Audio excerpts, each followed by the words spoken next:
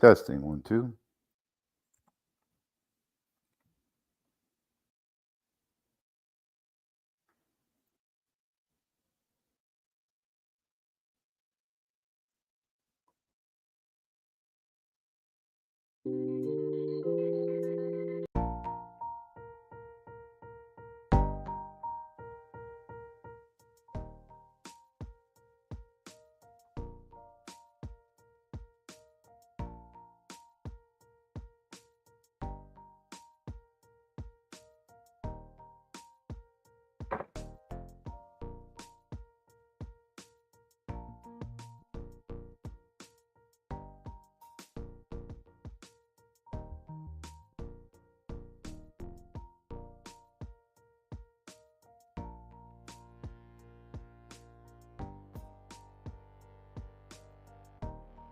Testing, 1, 2. Okay. I was watching a video from a YouTuber, Timtron. He's got a lot of interesting things going on in his lab. And he was sending the flyback in his last video. I'll post the link here. He was sending the flyback back to the source. Where is that? Let me just share that real quick.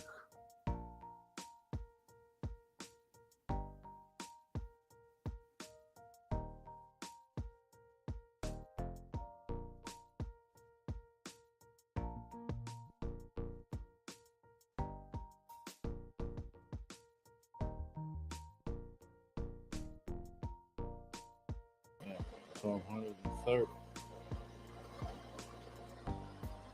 Take the back EMF off again, so nothing's being returned from the back EMF. 1016. Back over here again. Listen, I just want to take a moment and ask.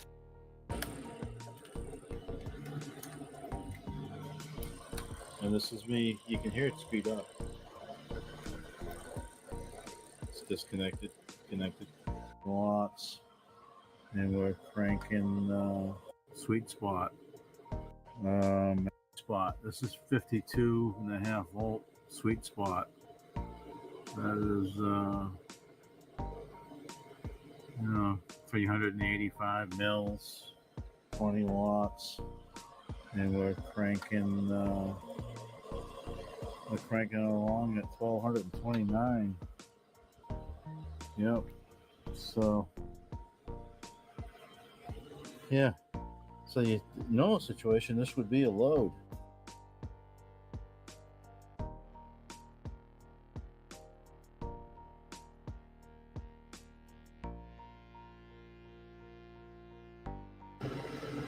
This would be a minus.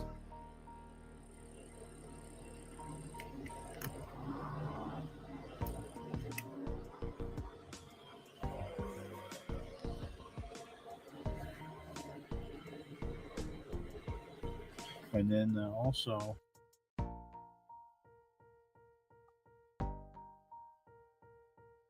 disconnected. We're like 670 mils, right? And it's going to be connected in there right now. And sending power back to itself is this. Yeah.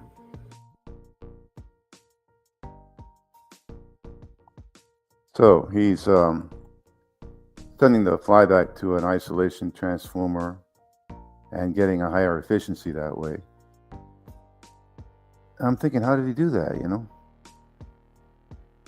without double pole switching? And so you can do that. I don't know how he did it. I'm guessing this is how. Let me see, hold on. I'm guessing this is how he did it. So let me do this here.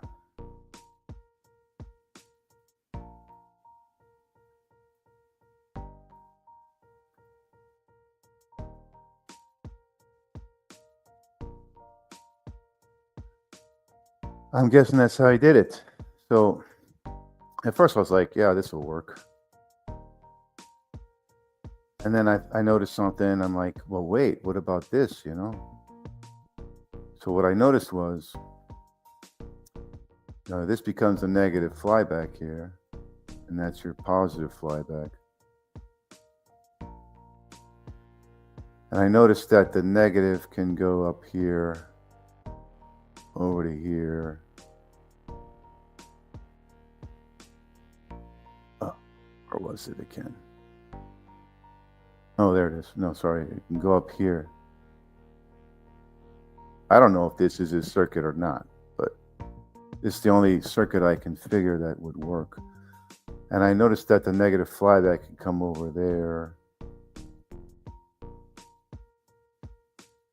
and hit this point here, which is no problem because you have the switch there, eliminating the negative from the flyback, shorting out to the positive, which will cancel it effectively, and you won't save any power doing that. But if you look at the positive flyback, it can go up. Oops. I hate it when that happens. If you look at the positive flyback, it can go up this way over to here and short out to the negative flyback. Now, is that a problem? I don't know. I think it is. So I'm curious, how did he do this? You have to double pole switches. As far as I can tell, you got to add another switch here. So I sent him a message waiting for his reply. So what happens here is the positive is supposed to go and fill up this transformer, and the negative will fill up the transformer.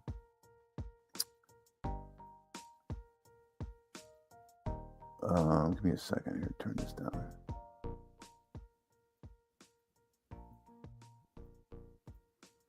And that's what'll happen, that's how the isolation transformer fills up. Now, I'm still boggled how the, how this positive flyback going around this way does not cancel to the negative flyback. And he still had higher efficiency. You saw in the video, he was drawing 600 milliamps without the transformer, the isolation transformer hooked up. And when he hooked it back up, he was saving 200 milliamps, drawing 400 now instead of 600. But how does the positive flyback not cancel like so with this circuit? So he must be using a different circuit. I left him a message trying to ask him, hey, how did you wire this up? With a single pole switching. So I'm thinking,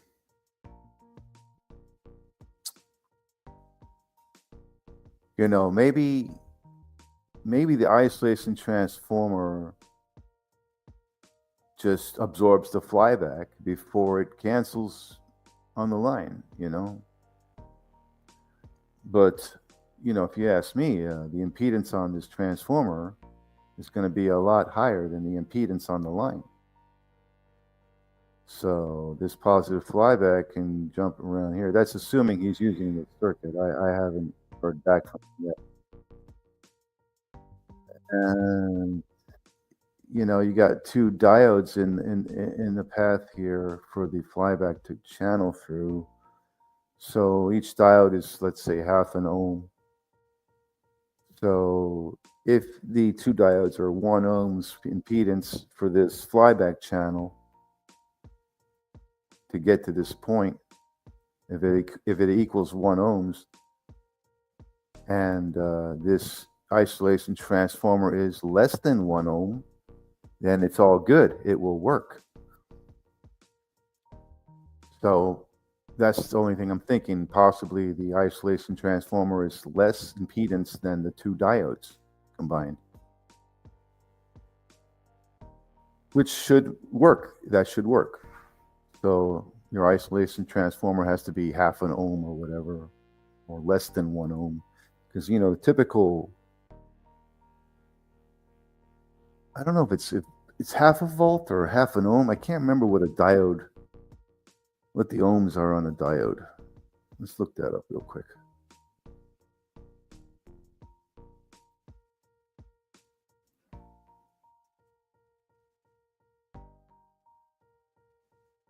Diode impedance.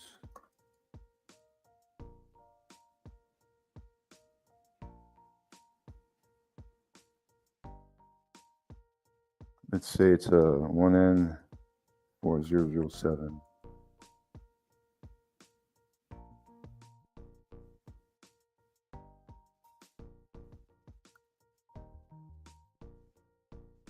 What is the impedance on this?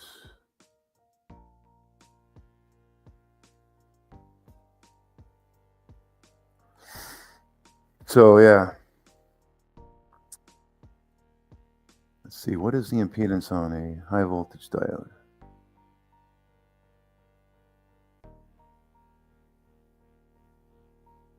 You know, I've never actually measured that.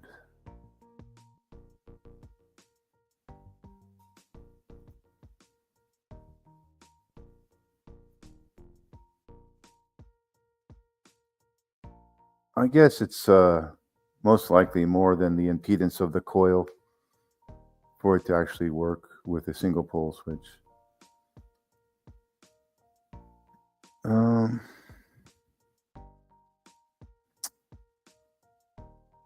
Where is this? Go back.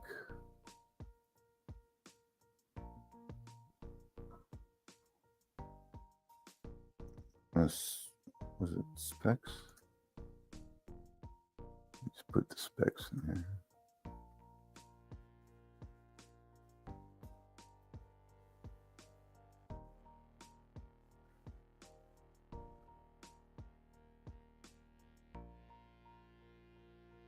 Come on, can I just get the specs of the diode without all this verifying I'm human crap?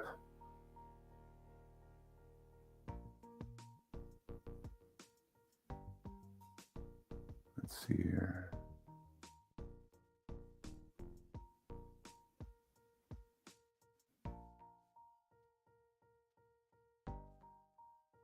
Data sheet, there you go.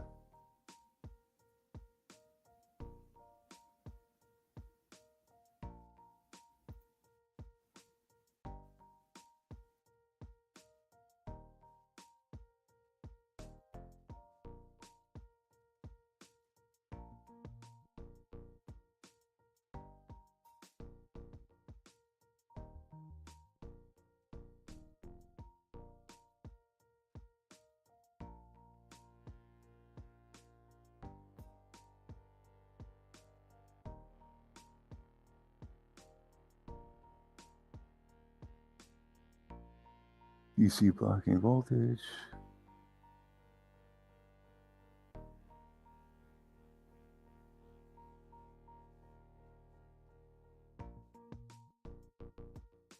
Typical total capacitance.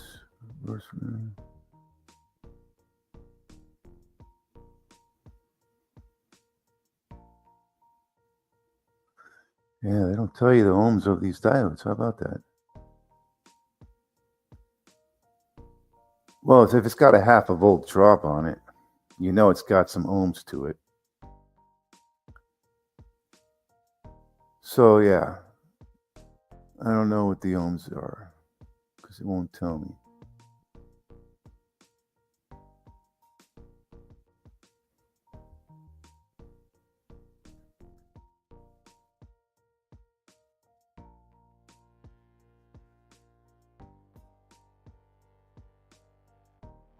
So what's a half a volt drop? I mean, I don't know. It's a couple. That sounds like a couple ohms, maybe.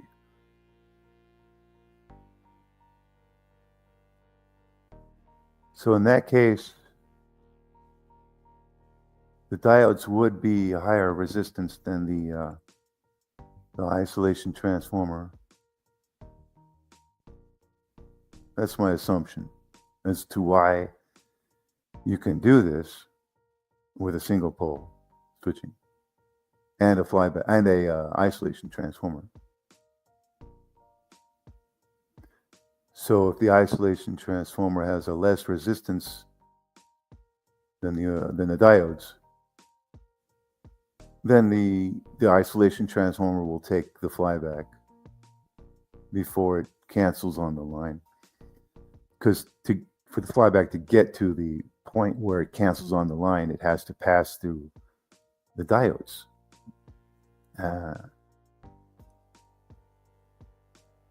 Peak reverse current.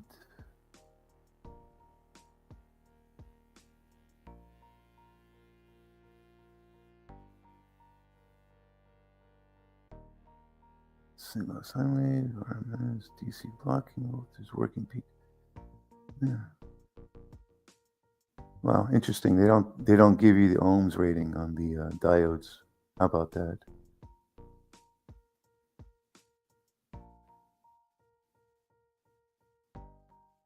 And they don't show you the voltage drop either.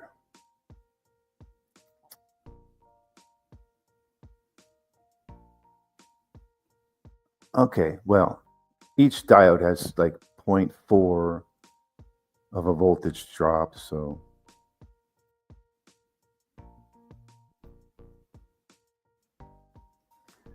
and that tells you that there's some ohms on that diode.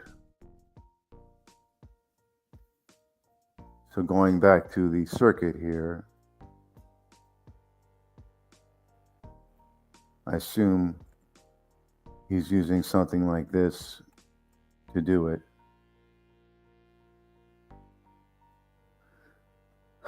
So the positive flyback would channel here and cancel or not cancel to the negative flyback on that part of the line, and to get there it has to pass two diodes, this diode and this diode. So that's almost a 1 volt drop, 0.4 of a volt for each diode. So 0.8 volt drop. And if your isolation transformer has less of a voltage drop than that, less than 0.8 volts, then the isolation transformer will take the flyback and it will not get canceled on the line, in which case you can single pole switch. Very interessante. I did not think of this idea here to use an isolation transformer, but it's an excellent idea, Tim.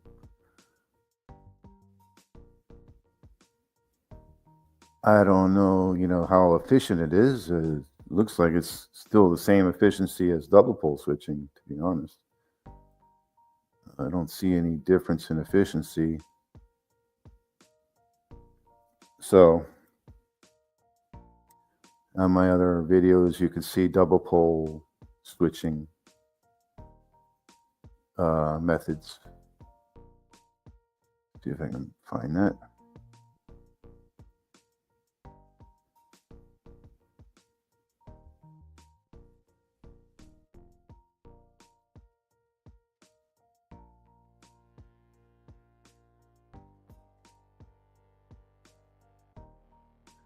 See if I can find a double pole,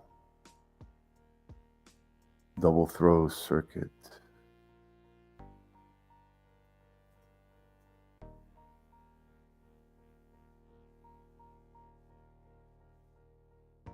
Where is it? What's this one here?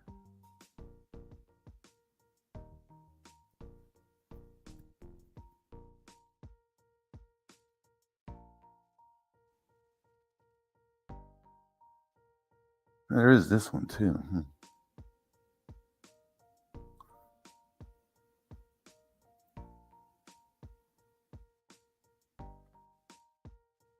Let's see if I can bring that one. This one is a single pole switching circuit also. And somehow I deduced that this one works. I don't know why. Let me see though. What's it called again? How to radiant charge batteries. Okay, hold on.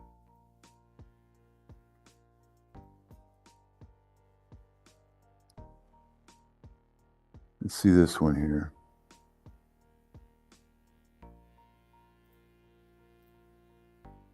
So this one here I drew up for Ben, and it's a single pole switching also. I didn't see any issues with this one, but at the time I created it, I didn't think about it being single pole switching. But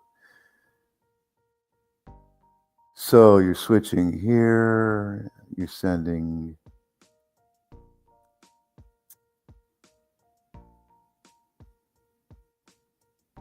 I kind of think about it, this diode would prevent it from even working. Why is that diode there? Oh no, actually it would not. No, yes it would. It would. You got to be positive here trying to get out. Can't get out. I don't even know why I drew this up. So this won't even work. Let me think here. Yeah, you would need to be connected here. Switching the yeah, this circuit doesn't even work. The diode's in the wrong place. Oh, wait a minute. No, my bad. Here's the power supply right here. This is just receiving power. So yeah, this works. The power comes out, goes through the coil to negative through the transistor. Coil flies back. This is your negative. That's your positive flyback. And the positive can go here and the negative here to the battery for charging. So yeah, this works. It's a single pole switching, but what Tim was doing, he was sending the flyback back to the source. Now, you know, this battery here is not the source. That's the load. This is the source. So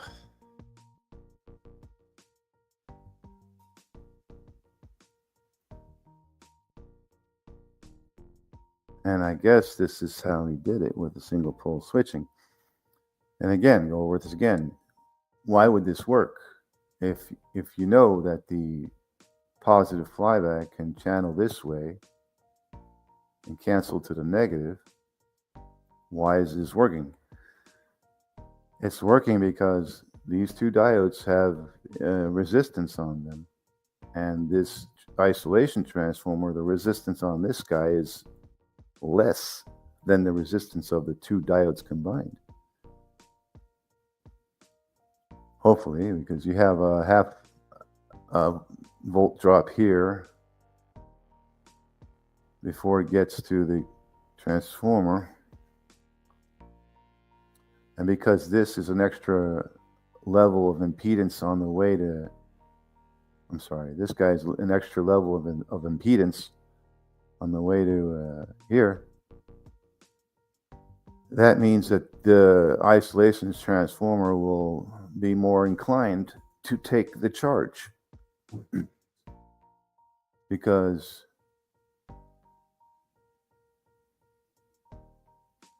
yeah, I don't know. I mean, your negative flyback is here. So you need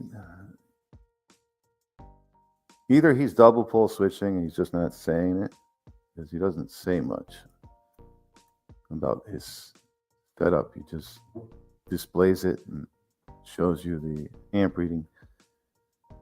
If he's double pole switching them, then I get it how it works. If he's not, then the negative flyback would have to cut through here, and the positive flyback would have to cut through here. So it's an equal amount of diodes and impedance for the flyback to go through to get to this isolation transformer But the positive flyback can go around through another diode, same amount of impedance there. So I'm confused how this is not shorting, the flyback's not shorting out on the line at this point.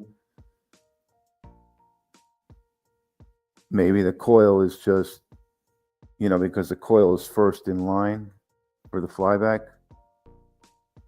So the flyback would go here. And if the flyback skipped the coil and went around to here, it would cancel it out. But if this diode has a higher impedance, or maybe he put a resistor here, you could do that too, increase the impedance a little bit so that this positive flyback will have a harder time going this way because you have a resistor there. And in that case, the flyback would go here instead. And then when the switch closes again, right here, whatever charge is sitting in this coil, it would be negative here and positive here, flyback charge. It would yeah,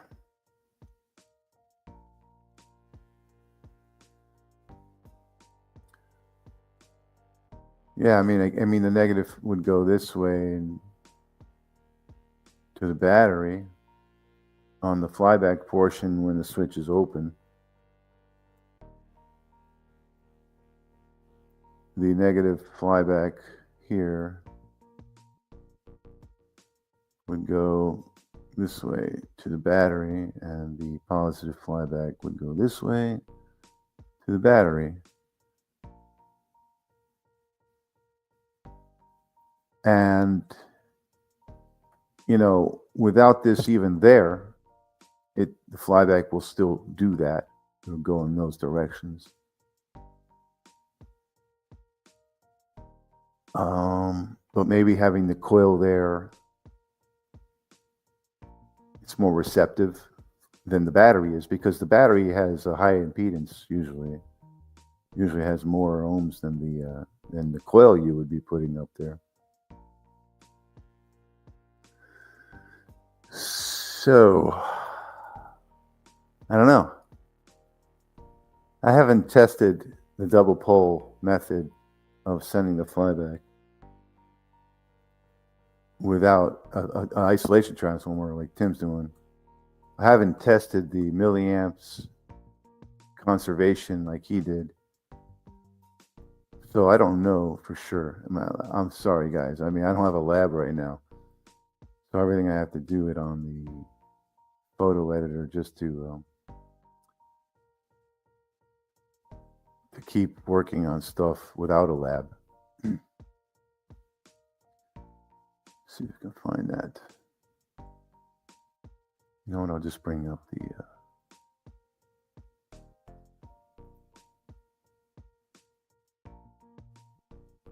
search.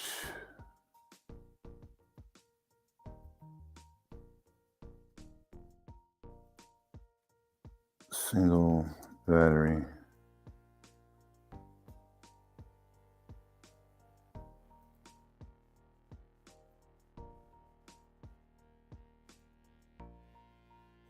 And here you can see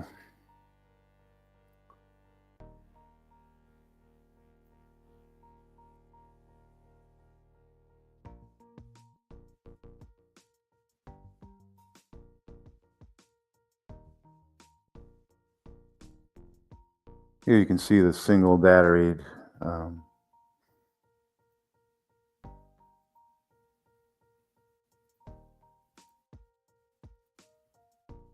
single battery double pole throw method.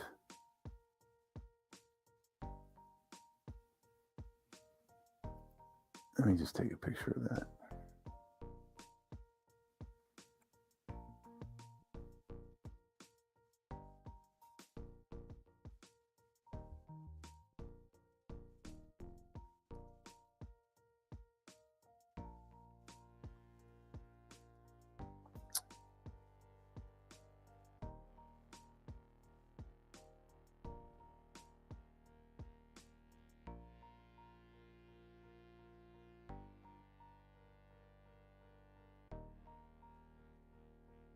All right.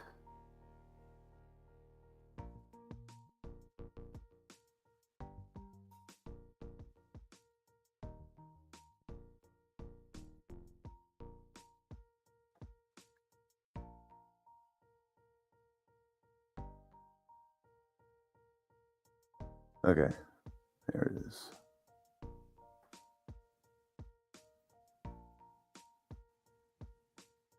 Here you can see the the double pole switching method. And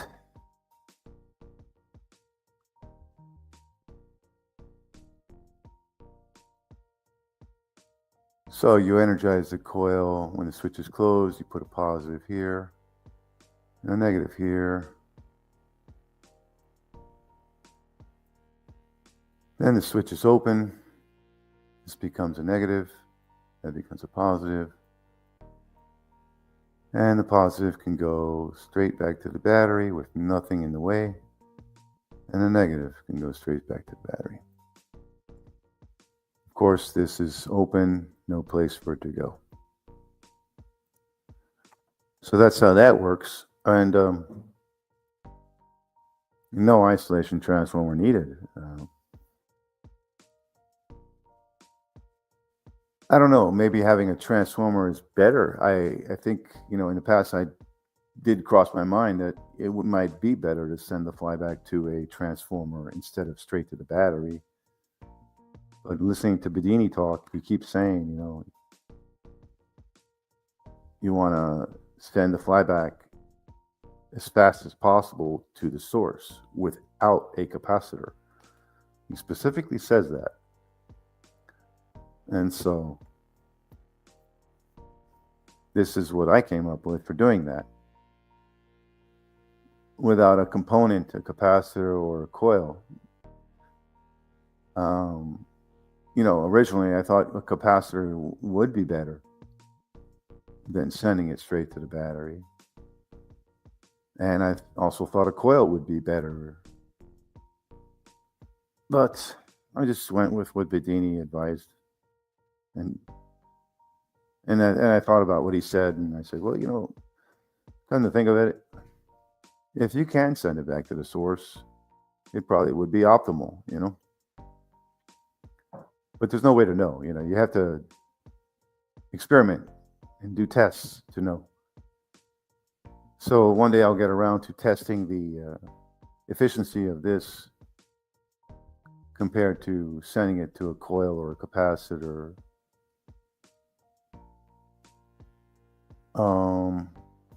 I have done this before, the single battery, single coil, double pole switching method. I've done this before with capacitors. And what I notice is when I use a capacitor, I'm able to get the voltage up higher.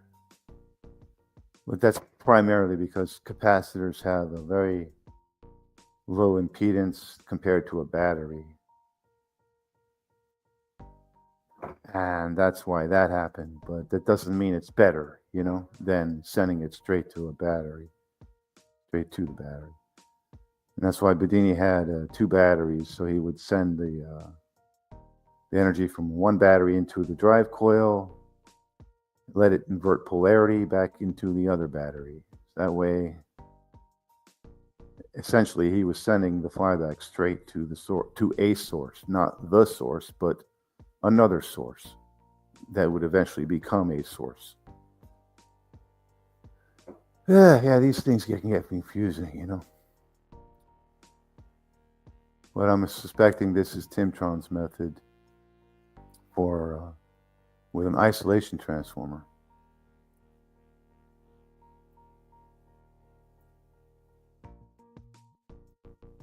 And let me post a link to his channel.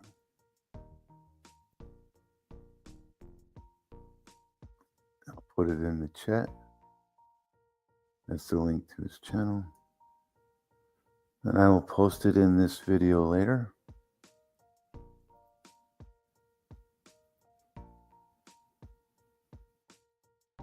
So yeah, just wanted to go over that. So I still think that you can send it to an isolation transformer with a single pole switch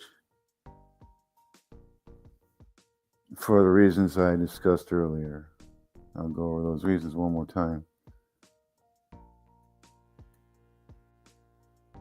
The flyback coming off here, even though it can cut across here and reach the flyback negative, it's possible some of the flyback will get canceled. And it's also possible none of it will get canceled. Because this transformer is, you know,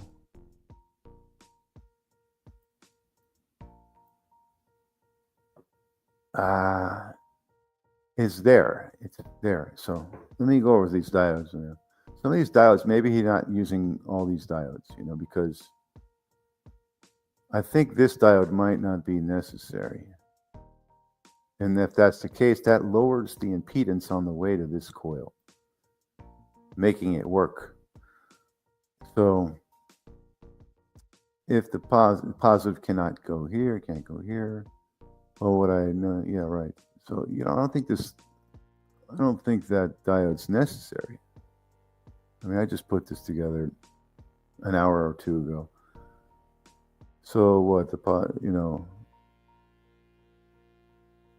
I don't think this diode is necessary. I don't see any reason for it to be there.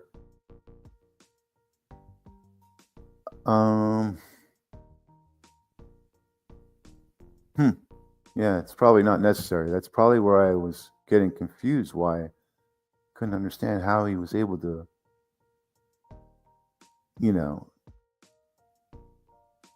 keep the impedance lower on the way to the coil than on the way back to the line past those two diodes. So without that diode there,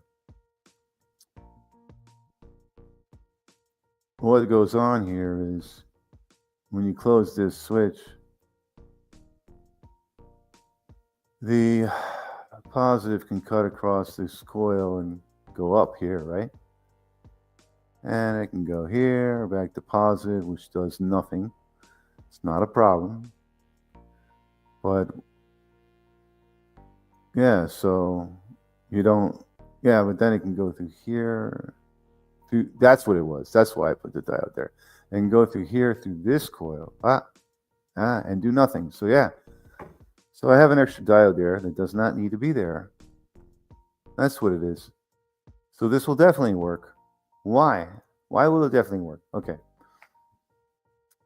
You can single pole switch with an isolation transformer and capture the flyback like Tim's doing. So how does this work? You send your positive from the battery through the coil, switch closes to negative, energizes the coil, coil flies back positive and negative like so. Switch is open, positive goes up this way, and of course, yes, it can go this way to here to hit the negative. Again, with less impedance, but the coil is, again, the coil is here. It's first to receive.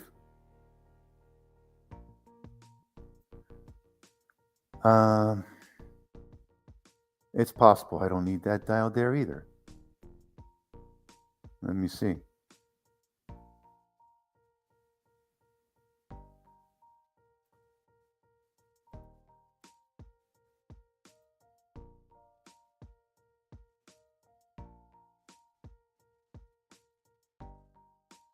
Okay, so without that diode there,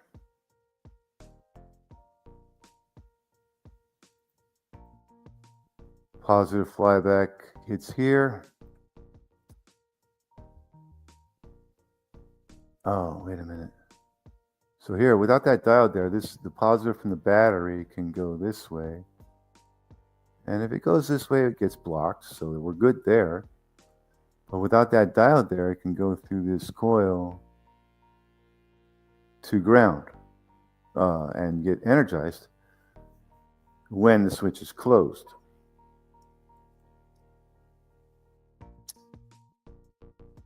Now,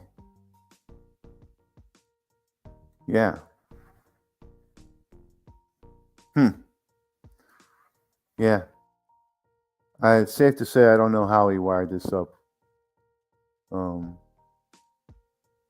if he did wire it up like so, then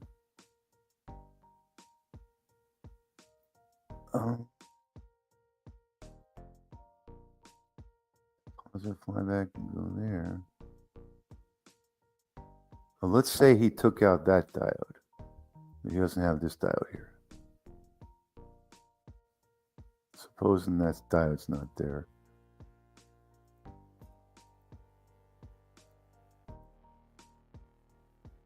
Right there. Now, positive flyback.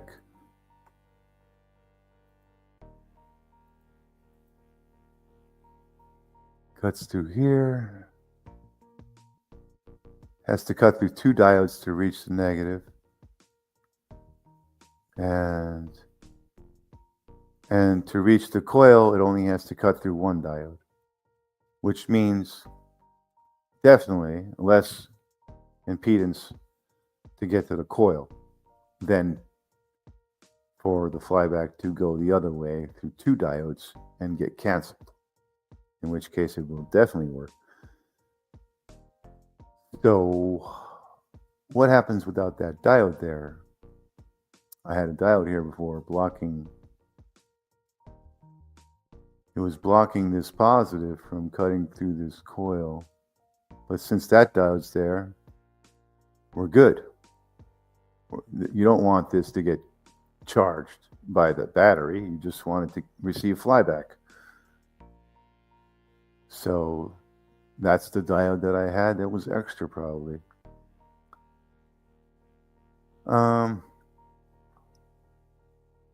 Yeah, so this will definitely work like this. This will work. This must be how he did it. So he, close the switch. Positive reaches the negative through the coil. Coil gets charged. Switch opens. Coil flies back up to the isolation transformer. Right here. Now this negative flyback can cut through here over to here. But again, if you look at the number of diodes that the negative has to go through one, the negative flyback has to go through that diode. And the positive flyback has to go through this diode. So that's two diodes for the flyback to go across in order to cancel itself on the line. And that's two diodes worth of impedance. So energy goes in the path of least resistance, which means those two diodes are more resistive than this isolation coil. Thank God, I finally got this right. I had an extra diode. So here you can see the flyback only has to go through one diode to get to this coil, not two. One. But for the flyback to cancel on the line, it has to go through two diodes. That is why it works. Over now, folks. My brain is fried. Thanks to Tim. And thank you for the workout, Tim. I love the mental workouts. I hope this is how you had it wired up. and I figured out your method without you telling me. If not, you get around to, responding to my comment, please do. I would like to know if I got this right or not. I think so. All right, hope that was a good one, folks. Oh my God. Was I really doing that? Did I just do that? Oh man, I just had the wrong screen shared this whole time.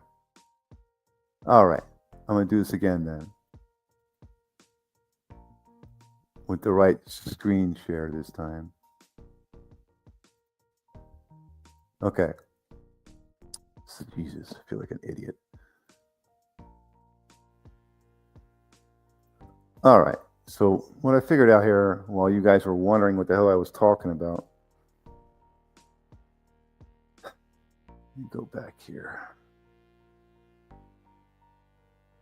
This is the circuit I originally thought that Tim was using to do his isolation transformer technique with the Flyback. So I was wondering, how did this work? Because the Flyback has to go through one diode to hit the coil, and then it has to go through another diode to hit the coil.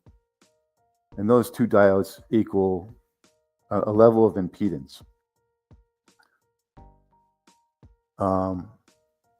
So the same positive Flyback can reach over to here through two diodes,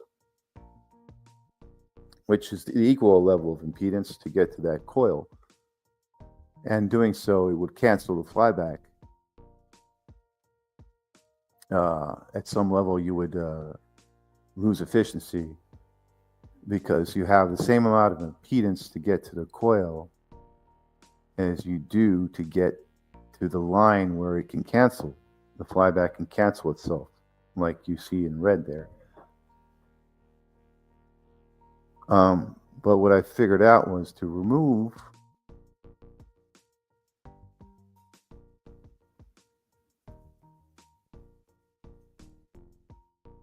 one diode. So I was guessing this is how Tim had it wired up. And I had an extra diode here. Apparently, this diode's not necessary. And if you can get rid of that diode, you can drop the impedance path for the Flyback. Okay? So we got rid of that diode. And now the Flyback can cut through here, hit the coil. The negative Flyback can cut through here, hit the coil, the isolation coil. And the Flyback only has to pass through one diode to get to that coil. But for the Flyback to cancel itself on the line this way, over to here, and hit the negative, it has to go through two diodes, which means more impedance. So energy takes the path of least resistance,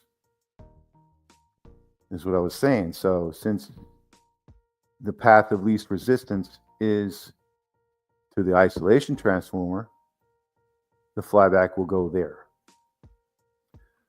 To verify that this diode here was not necessary, okay, which it's not. I thought it was. I had it there because I thought it was blocking the positive from getting over to the negative. But I already have this diode here doing that, so not necessary to have it there. But I do have this diode here blocking the positive here from getting to this coil here and then passing through this coil over to negative. Which, wow, how about that? I guess I don't need that there either. So this diode don't need to be there. I had it there because I thought it would go through this coil and hit negative. So, well, how about that?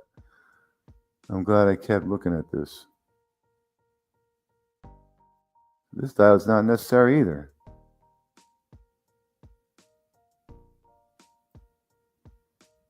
But when you take it out, you drop the impedance for the positive flyback. So what happens when this diode's not here? Well, the coil can charge like so when the switch closes. But this positive flyback can go here.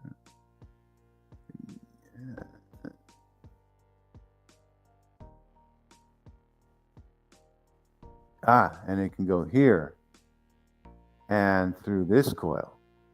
Now, why am I saying positive flyback? The positive battery voltage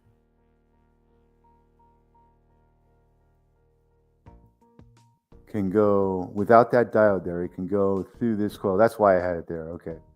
And then it can go through here.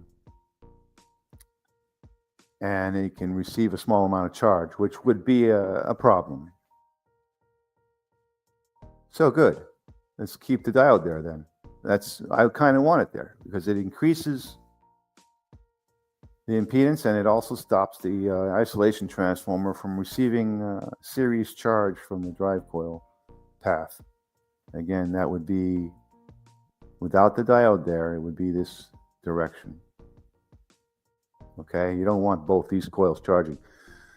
So the diode's there to stop that, which is good news. The plus can cut through here. Oh no, we're good. We're good. We're good. What about this? We're good. We're good. That's it. So looks like Tim is only using 3 diodes, not 4. I had made a mistake there. So coil charges up, flies back, plus and minus like it's shown. Plus goes out this way to the coil. Minus goes out this way to the coil.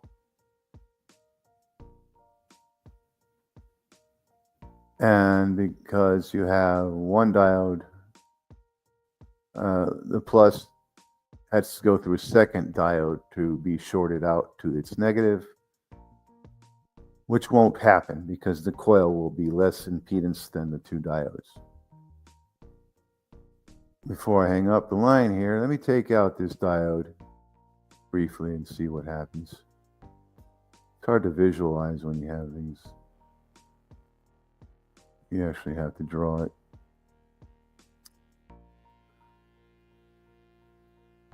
And without that diode, what happens? What happens without that diode? Let's see, the plus can go up here. From here, you see? Look at that. That's what happens without that diode. Both coils get charged. So the diode has to stay. And now, this will work. This will work because you have 2 diodes here with almost half an ohm, half a volt drop on them each, which equates to ohms resistance. So when this flyback plus flyback heads up this way, if it does go this way, it has to go through that diode, and then it can cancel to its negative, and you would lose your flyback signal. It would just cancel. But having this transformer here, the negative does not have to go through any diode. So there's less impedance overall for the flyback to reach the isolation transformer than for the flyback to cancel itself on the line through the second diode. So this works, definitely works. I was confused because I had another diode here, which was balancing out the impedance between this point on the line for the flyback and these 2 points for the flyback to hit the transformer. But removing that diode gets rid of that problem. And now there's less impedance to get to this transformer than there is for the flyback to reach here, the plus flyback.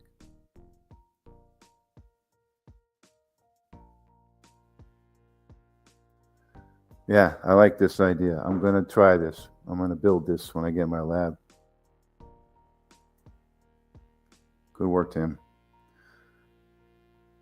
And I hope you didn't want this out there, but as you know, eventually, someone's going to figure it out and open source the idea. And, you can still proprietize things and keep them open source, just so you know. That, yeah. Ah, man. Good idea. I wonder if you put a capacitor here instead of a coil, or both a capacitor and a coil. Yeah. Experiments to be tried. Hope that was enjoyable. Till next time.